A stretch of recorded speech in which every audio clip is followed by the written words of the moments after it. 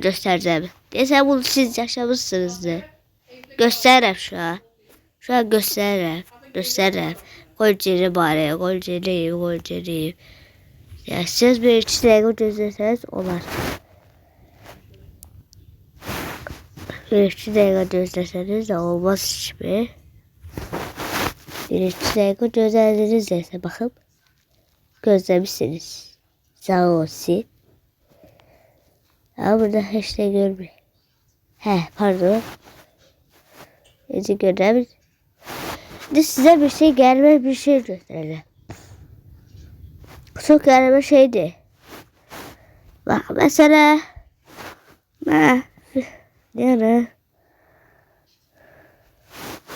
Hanada da var. Ya da bak beteri. Bu videolar gelir. Güzel video. Ve burada adam var. Bu kanala bakarım. Ciri kanala. Bak. Basıram gelemiyorum. 500 defa basıp gelemiyorum. Ama. Bunlar yorumuna basıp gelebilirler. Bunun ne olduğunu bilirsiniz.